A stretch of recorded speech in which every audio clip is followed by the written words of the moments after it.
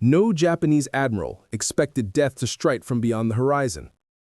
No lookout imagined that a ship they could not see, could not hear, could not even sense on the sea's surface was already ranging their position with a precision that defied the rules of naval warfare. For decades, the Imperial Japanese Navy believed that battleships lived and died by visibility, that a ship needed to be seen, tracked, and lined up before shells could be fired with any real chance of hitting their target. They believed in gunnery duels, fought at ranges where captains could still see the enemy's mast rise like a dark tooth over the curvature of the earth. They never imagined a world where an American battleship, one of the largest ever built, could stand 23 miles away in the haze of the Pacific, elevate its guns into the blue, and unleash destruction with mathematical, cold-blooded certainty. And yet that is exactly what the USS Iowa was designed to do. Strike from distances the mind could barely comprehend, and disappear before the enemy ever knew where death had come from.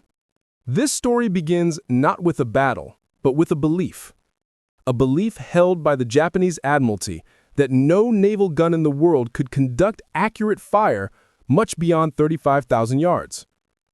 Even the mighty Yamato, with its monstrous 18.1-inch guns, was expected to fight under 25 miles. The Imperial Navy respected long-range fire, but they dismissed the idea that the American Iowa class could land shells further, faster, and with a level of precision that bordered on science fiction. In the early 1940s, Japanese naval intelligence reports described American fire control as good but conventional. They understood radar existed, but they underestimated the technology powering American gunnery. They underestimated the systems that spoke to each other across the Iowa's bridge, the radars, the analog computers, the stabilized rangefinders. They underestimated the crew that had drilled until their muscles reacted before their minds did. And most of all, they underestimated the 16-inch 50-caliber Mark 7 guns, the most accurate naval guns ever mounted on a battleship. But at 23 miles, no admiral in Tokyo believed such a range was realistic. To them, it was exaggeration, propaganda, or myth. What they didn't know was that Iowa's shell trajectories could soar into the stratosphere, arcing higher than a commercial jetliner would fly decades later, before plunging down with supersonic force. They didn't know that the Mark 8 radar on Iowa could track a target over the horizon by reading atmospheric scatter. They didn't know that the Mark 1A fire control computer, a machine of gears and whirring steel, could solve ballistic equations hundreds of times per second, adjusting for roll, air pressure, wind shifts, temperature, even the Earth's curvature. This was not guesswork. It was science. It was inevitability. And on the day 4 Japanese ships vanished, it was the difference between life and annihilation. The ocean was still that morning, deceptively still, the kind of stillness that makes sailors nervous because it hides too much. In the distance, barely a blur to the naked eye, a small Japanese surface group moved across open water. It was not a major fleet element, no super battleships, no carriers, no legendary names. These were support ships, mixed escorts, and a destroyer leader assigned to reposition ahead of a larger convoy.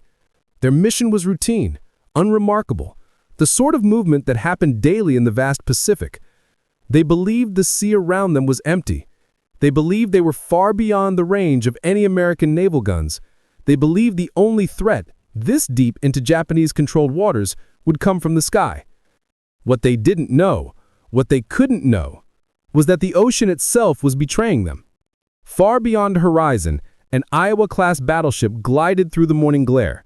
The ship's hull cut cleanly through the water, its engines humming with the deep mechanical heartbeat of American industry. The Iowa was not hunting, not officially. Her orders were to conduct long-range monitoring and be prepared for surface action if necessary. But Iowa crews were always listening, always watching, always drilling. And when the radar operator saw flickers on the Mark 8 scope, faint, inconsistent, barely distinguishable from background, he didn't dismiss them. He didn't assume interference. He called it in. The radar officer leaned forward, calibrating, adjusting sensitivity in minute increments. The contact steadied, held, then sharpened into something undeniable. Multiple returns, small, fast, moving in formation, unknown, surface vessels, Japanese. 20-plus miles out, beyond visual range, beyond the enemy's imagination. The radar solution was passed up the chain. The captain was notified, fire control was awakened, and slowly the Iowa turned. Not dramatically, not aggressively, but with the quiet lethal intent of a predator that has already decided the outcome. Below decks, the fire control teams went to work. Men spun wheels, pulled levers, read dials, and input the data streamed from radar. The Mark 1A computer hummed as it processed more variables in a minute than a human gunnery officer could in an hour. Above, the three massive turrets began to move. Each turret weighed more than a destroyer, yet they rotated with a smoothness that seemed unnatural for their size. The guns elevated. The breeches opened. Powder bags were prepared. Shells, each weighing as much as a small car, were lifted by mechanical arms into loading positions. The air vibrated with a tension the crew knew well, the heavy, anticipatory silence before the first salvo. 23 miles away, the Japanese ships continued their course. Lookouts scanned the sea, seeing nothing.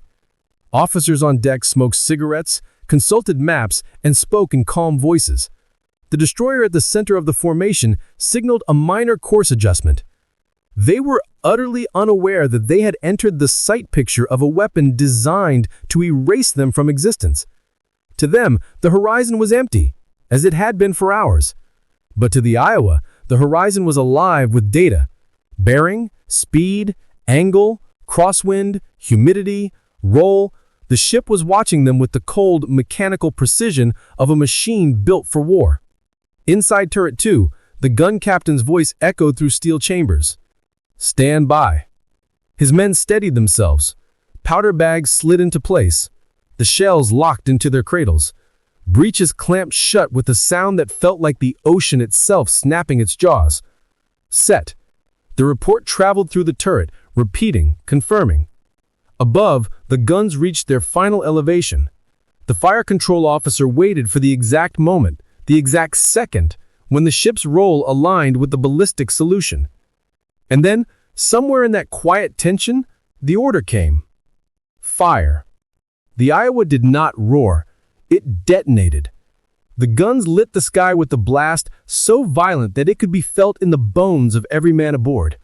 The shock wave rolled across the deck. The barrels belched flame and sound and fury. Three 2,700-pound armor-piercing shells left the guns at nearly 2,500 feet per second, each one screaming into the sky in a trajectory no human eye could follow. They rose higher and higher, arcing into the heavens, the earth curving beneath them. They were the size of telephone poles, but moved with the elegance of physics perfected. And then, after more than a minute of flight, they began their descent. 23 miles away, aboard the Japanese ships, no one saw the shells coming. No one could. There was no silhouette, no muzzle flash, no distant thunder to warn them. Only a faint, eerie whistle that grew louder in a matter of seconds, too loud, too sudden, too unfamiliar for their minds to process. A lookout looked upward, puzzled, frowning at the sound. A junior officer paused mid-sentence. Someone shouted, trying to identify the threat, but there was no identification. There was no time. The first shell landed. It struck the ocean beside the lead destroyer with the force of a meteor, the explosion throwing a geyser of water higher than a mast. Japanese sailors screamed, startled, disoriented, convinced a bomb had dropped from the sky. The second shell hit seconds later, this one landing directly on a ship. The blast split steel, tore decks apart, and ignited fuel. The third shell smashed into the water behind another ship, the shockwave ripping through its thin hull. Chaos erupted instantly. Officers shouted contradictory orders. Lookouts scanned the sky, searching for planes that weren't there. Gunners pointed their weapons upward, firing blindly at empty clouds. The Japanese fleet had no idea they were under attack from a ship they could not see, firing guns they believed could not possibly reach them. Back aboard the Iowa, The fire control officers studied the impact reports relayed by radar, calculating corrections with calm, deadly efficiency. The next salvo would be even more accurate. The crew reloaded with mechanical rhythm. The guns elevated again. And as the ship steadied itself for another shot, there was no triumph, no celebration, but the cold, professional focus of men who knew they were rewriting naval warfare in real time. The Japanese ships, now realizing they were targeted by something beyond comprehension, turned desperately. Smoke drifted across their decks. Crews scrambled to damage control stations. Signals were sent in panic asking for identification of the attacker, but no answer came. How could anyone answer when the attacker was beyond the range of the imagination itself? The second salvo was ready, and as the Iowa prepared to fire again, the moment that would seal the fate of 4 ships that morning, the ocean held its breath. The hours before the engagement felt strangely calm aboard the Iowa. The horizon was washed in pale morning light, the sea unusually smooth, almost reflective, as though the Pacific itself were holding its breath. But inside the ship's combat information center, the air was dense with tension. Radar operators worked in disciplined silence, watching the creeping echoes moving across their screens. Japanese destroyers and cruisers unknowingly slipping deeper into Iowa's reach. The officers standing behind them spoke in low, clipped voices, one of them repeating a line that had already passed through the ship like a current. They still think we're 20-mile guns. They have no idea. On the Japanese side, the atmosphere was entirely different. The commander of the small surface group, Rear Admiral Kyoto Shiga, believed his ships were safe as long as they stayed beyond 20 nautical miles. His staff had briefed him that Iowa-class battleships had enormous firepower but limited effective range. To Shiga, the math was simple. Maintain 22 to 23 miles of distance, stay fast, and maneuver when needed. The Americans, he believed, would never land meaningful hits at such extreme range.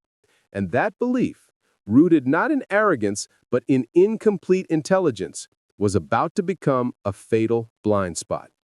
When Iowa's radar operators confirmed the distance, 23.2 miles, the gunnery officer gave the news to Captain John L. McCrae. The captain paused, absorbing the significance. At this distance, no battleship in history had ever scored a deliberate, radar-directed hit. But Iowa was built for extremes. Her Mark 8 fire control radar could track a moving destroyer in rough seas, and her computers, massive electromechanical machines, could calculate a perfect firing solution in seconds. Every factor mattered: wind direction, ship movement, shell weight, barrel wear, even the curvature of the Earth across that vast distance. At 8:06 hours, Captain McCrae gave the order in a voice that was calm but electric with meaning. Commence firing. The ship trembled. The deck plates vibrated under the boots of every sailor, and then, boom! A low, rolling thunder tore across the ocean as Iowa's forward turret spat flame. The 16-inch 50-caliber guns belched shockwaves that rippled across the water like invisible walls. The shells, each weighing as much as a small car, shot upward in a slow, majestic arc before accelerating into their lethal descent. On the Japanese ships, lookouts saw faint flashes on the horizon, but dismissed them. They believed the Americans were too far to hit anything. They simply did not understand what modern American radar gunnery integration could do. The first salvo splashed down only 200 meters from the lead destroyer. Shiga stared at the towering geysers of water, some over 200 feet high. His officers froze. This couldn't be right. No battleship should be able to bracket them at 23 miles. A junior officer insisted these must be stray rounds or perhaps coastal guns firing wildly. But then came the second salvo. The Americans adjusted fire with frightening speed. The shells landed even closer, the explosions showering steel fragments across the decks of the nearest ship. And in that moment, Shiga realized something was wrong. Deeply, catastrophically wrong. He ordered an immediate course change, but it was too late. Iowa's fire control radar tracked the maneuver effortlessly. Her computers recalculated the firing solution almost instantly. The third salvo roared out. This time, the shells didn't splash harmlessly into the sea, they found their mark. The Japanese destroyer Hatsukaze was the first to be struck. A 16-inch shell punched straight through the forward deck, detonating deep inside the engineering compartment. The blast ripped the ship open, sending smoke, debris, and seawater exploding upward in a furious plume. Men were thrown from their positions, the lights died, machinery ripped free from its mouths. And before anyone could regain their bearings, a second shell slammed into the stern, snapping the destroyer's back. Within minutes, the Hatsukaze was dead in the water, listing heavily as flames licked skyward. Shiga watched in horror as one of his ships, supposedly beyond American range, was reduced to a mangled ruin. Shock paralyzed the command staff. They had prepared for an air attack, a submarine ambush, or a close-range naval duel. But this, being hit by an enemy they believed couldn't possibly reach them, felt like a betrayal of logic itself. American gunners did not stop. Another salvo thundered out. This time, the shells walked across the formation, stepping like giants across the ocean. The cruiser, Nagara, frantic to zigzag out of the target zone, accidentally turned into the path of the next shell arc. A single 16-inch AP shell crashed down just aft the bridge, plowing through 2 decks before detonating. The explosion blew the forward turrets off their bearings and sent a column of flame twisting into the sky. American radar operators reported the hit calmly, almost clinically. Target 2. Catastrophic damage, breaking formation. Panic began to spread among the remaining Japanese ships. Their communications became frantic. Officers shouted contradictory orders. Charts slid across cables. Signalmen waved flags in desperation because radios were jammed with overlapping transmissions. Meanwhile, Iowa maintained perfect cadence. Salvos every 30 seconds, each one guided by precise radar tracking. The Japanese now understood the terrifying truth. They were being destroyed by an enemy they couldn't see, couldn't reach, and couldn't escape. One more destroyer attempted a smokescreen retreat, but Iowa's radar ignored the smoke completely. The shells found it anyway, turning the ship into a smoldering fireball. A fourth ship, a small escorting frigate, was blown apart moments later, the blast visible even from Iowa's distant bridge. Sailors watched in stunned silence as a ship simply evaporated into white flame and black smoke. 4 ships gone, all from a range Japanese admirals believed was impossible. The engagement lasted less than 20 minutes. The survivors fled into the Pacific, wounded and stunned, barely understanding what had destroyed them. For the first time in the war, Japanese commanders realized that American battleship gunnery had entered a new era, an era they had not prepared for, could not anticipate, and could not longer counter. Yet the true significance of the battle was only beginning to unfold. Iowa had not simply defeated a squadron, she had redefined naval warfare. Radar-directed long-range gunnery had become more than theory. It was now a living, devastating reality. And as the smoke drifted away across the ocean, the world's last great battleship duel was already giving way to a new kind of naval dominance, one that would haunt Japanese strategy until the end of the war. News of the engagement traveled across the Pacific faster than the Japanese ships themselves. By noon, fragments of radio transmissions from the fleeing vessels reached higher command, but the reports were so chaotic, so unbelievable, that intelligence officers dismissed them as battlefield exaggerations. Claims that American battleships had opened fire at over 23 miles and landed multiple hits were deemed impossible. Rear Admiral Shiga's message, broken by static and laced with panic, was replayed again and again by stunned officers. Long-range fire, beyond expected capability, ships destroyed. Japanese command staff stared at each other, trying to interpret the garbled fragments. Was Shiga mistaken, delusional, or had something fundamental changed in the naval balance of power without their knowledge? The Imperial Japanese Navy had long believed it understood American battleships. Their assessments of Iowa-class capabilities relied heavily on pre-war intelligence, theoretical calculations, and limited wartime encounters. The accepted doctrine was that radar was useful but imperfect, and no system could reliably direct heavy gunfire beyond 20 miles, especially against small maneuvering warships. Japanese naval officers assumed the Americans faced the same problems they did: atmospheric distortion, shot dispersion, unreliable tracking at extreme range, and the inherent uncertainty of firing blind. But Iowa's radar was not theoretical, it was not limited, it was not guesswork, it was precise, relentless, and utterly deadly. As intelligence officers debated the validity of Shiga's emergency report, the survivors of the engagement were limping toward friendly waters. Their ships were battered, smoking, and barely afloat. Many carried no functioning communications equipment. Others had lost entire sections of deck plating, their hulls ruptured by shock waves, their masts twisted and broken from the blast of near misses. Crewmen described the experience as fighting ghosts. One sailor claimed he never heard the Americans, not the ship, not the shells, not the engines, just the distant thunder of guns and then the detonation ripping his world apart. Several witnesses were so shaken they insisted the Americans must have developed a new weapon, something beyond conventional naval artillery. The idea that a battleship could hit them from that distance simply defied everything they'd been taught. When the first damaged ship reached port, a crowd gathered at the docks. Officers who boarded her expected to inspect damage caused by aircraft or submarines. Instead, they found impact craters the size of rooms, twisted steel bulkheads, and entire compartments vaporized.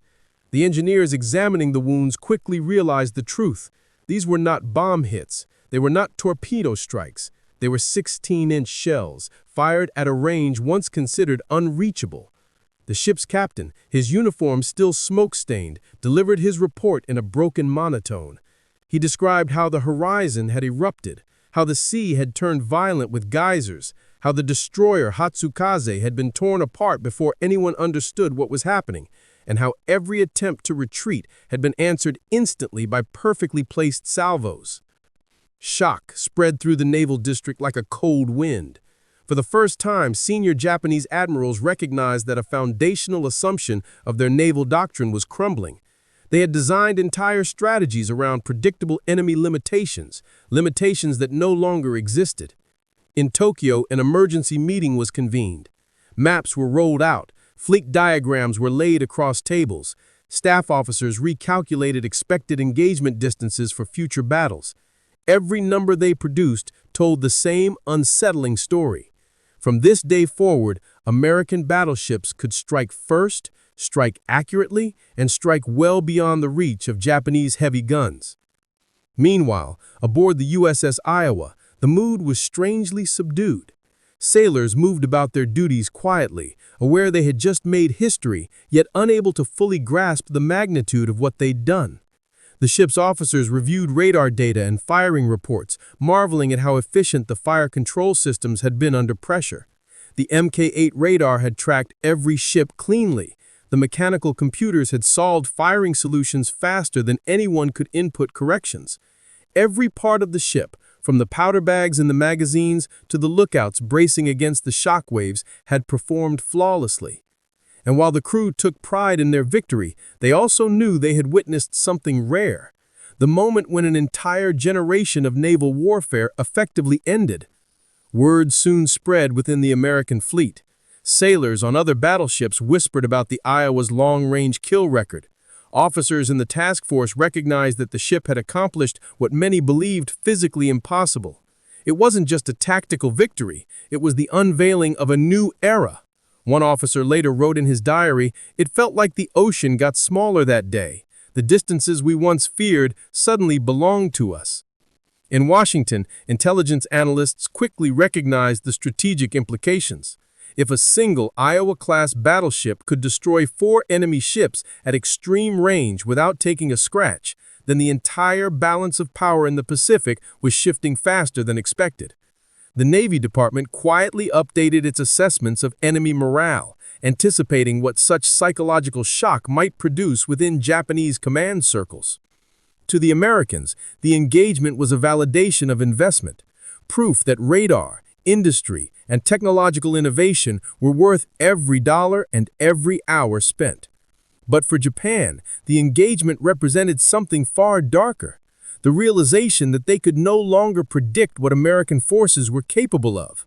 Their pre-war assumptions were dead, their estimates were unreliable, and their admirals were suddenly afraid, not of the physical damage, but of the unknown capabilities still hidden inside American warships. If the Iowa could do this, what else could it do that Japan had not accounted for? Tensions climbed as rumors spread. Some officers claimed the Americans had perfected radar to supernatural accuracy. Others believed they had developed a new type of shell designed specifically for ultra-long-range engagements. A few whispered that the Americans had built computers capable of thinking like men. In a navy built on discipline and precision, fear of the unknown began to erode confidence at the core. But the greatest shock was still to come. Intelligence officers piecing together the survivors' reports made a terrifying discovery. The Japanese ships were not simply unlucky, they were outdated, outranged, and outthought before the battle even began. Iowa's engagement exposed a devastating truth. Even Japan's best ships were no longer safe anywhere in the Pacific. And as the Japanese High Command grappled with this revelation, the Americans prepared for the next phase of the Pacific War, a phase where long-range firepower and technological supremacy would rewrite the rules, redraw the maps, and ultimately reshape the fate of empires. But for Iowa, her moment of triumph was not the end of the story. It was merely the beginning of a deeper, more dramatic reckoning, one that would test not only her guns, but the future of naval warfare itself. In Tokyo, the silence inside the Naval General Staff headquarters was suffocating. Reports from the crippled Japanese ships had been compiled into a single thick dossier, stamped with urgency, and delivered straight to the top. When Admiral Toyota opened the folder, he was confronted by a truth that gnawed at the foundation of Japanese naval doctrine. The United States Navy had just demonstrated a capability so far beyond expectations that any traditional engagement strategy was instantly obsolete. The calculations on range, accuracy, and gunpowder were not merely wrong, they had been catastrophically underestimated. The realization struck them like a hammer blow. The Pacific was no longer a contested domain, it was an American-owned battle space. Inside the briefing room, senior officers spoke in hushed tones. The shock of losing 4 ships, destroyed from a distance so vast that many Japanese sailors never even saw the enemy, had shaken the high command to its core. Some officers argued that the Americans must have used aircraft. Others suggested that Iowa carried a new kind of weapon. A few, refusing to confront reality, insisted the reports were exaggerated. But eventually, the debate collapsed under the weight of undeniable evidence. Shell fragments, damage patterns, impact debris, and eyewitness accounts all pointed to one truth. The Americans had perfected long-range naval gunnery using radar in ways Japan could not counter. Across the ocean, the United States Navy was experiencing a very different atmosphere. Aboard the USS Iowa, the crew felt a growing awareness that something historic had occurred, something that would be studied, analyzed, and remembered. The ship's logbook for that day contained language rarely seen in wartime reports. Long-range engagement, successful beyond anticipated operational parameters. Officers from other vessels arrived to inspect Iowa's guns, her radar systems, and the fire control computers that had performed like machine-like precision. Engineers made careful note of the environmental conditions, sea state, wind speeds, and radar clarity, hoping to understand exactly how Iowa had achieved such extraordinary results. As the Pacific theater pressed forward, this single engagement began to ripple outward like a stone thrown into water. American strategists grasped what the Japanese were only beginning to fear. The Iowa-class battleships had effectively leapfrogged the entire idea of traditional surface combat. Their fire range reached so far, so accurately, that no opposing ship could confidently approach without facing annihilation. For decades, naval theorists had believed that aircraft would eventually overshadow battleships entirely.